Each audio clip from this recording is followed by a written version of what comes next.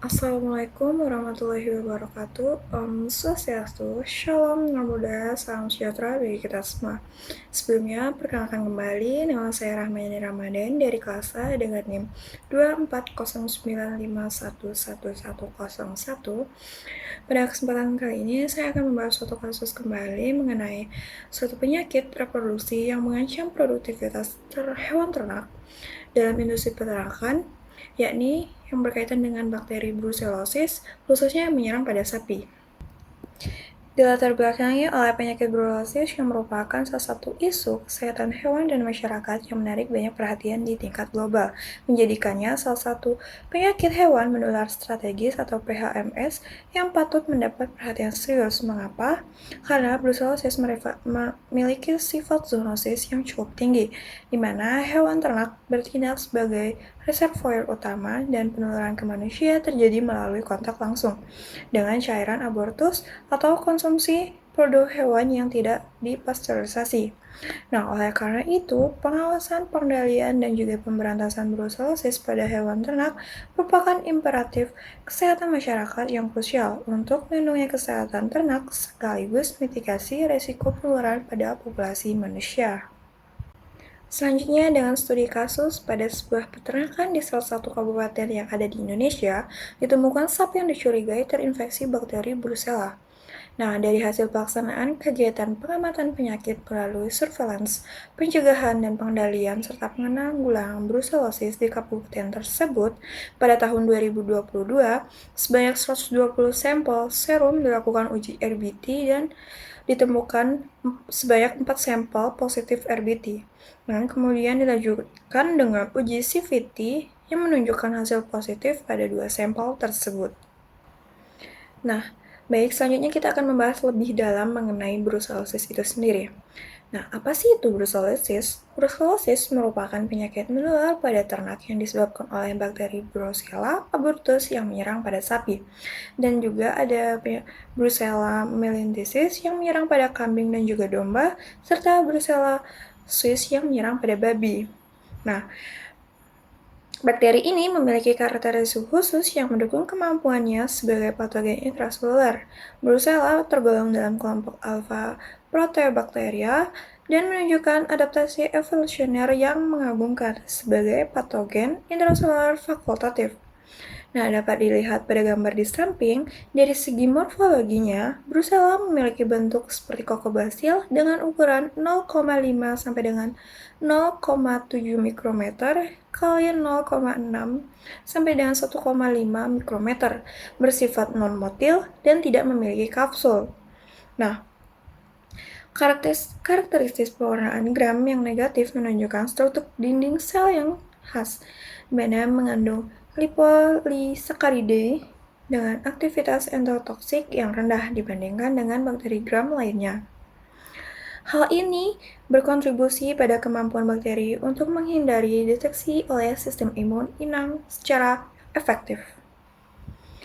Nah, selanjutnya ada pun diagnosa yang dapat dilakukan, yakni melakukan anamnesi, melakukan analisis gejala klinis, melakukan pemeriksaan lab.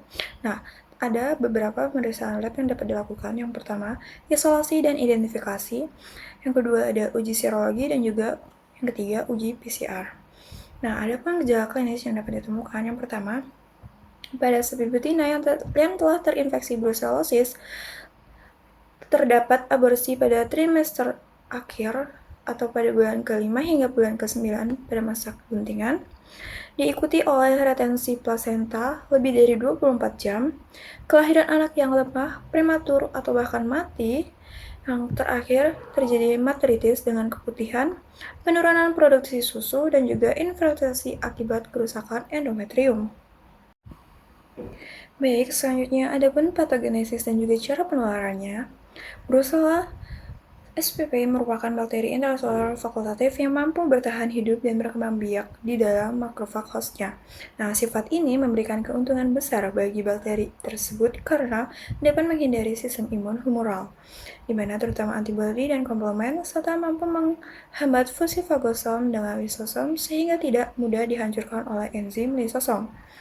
Dengan bersembunyi di dalam sel, Brucella ini dapat menyebar ke berbagai organ target melalui peredaran sel imun, menimbulkan infeksi kronis, serta mengurangi efektivitas terapi antibiotik.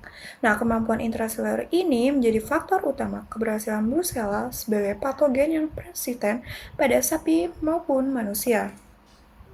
Adapun cara penularan brucellosis dapat menular melalui 3 rute utama, yakni rute oral atau pencernaan, di mana penularan melalui konsumsi pakan atau air yang terkontaminasi cairan abortus, plasenta, atau sekresi uterus dari hewan terinfeksi. Yang kedua ada rute mukokutan melalui membran mukosa seperti konjungtiva atau saluran reproduksi selama perkawinan alami atau pada saat inseminasi. Yang ketiga ada rute perkutan, di mana melalui kulit yang terbuka selama penanganan fetus abortus atau jaringan yang terinfeksi. Baik, selanjutnya ada upaya pengendalian dan juga pencegahannya.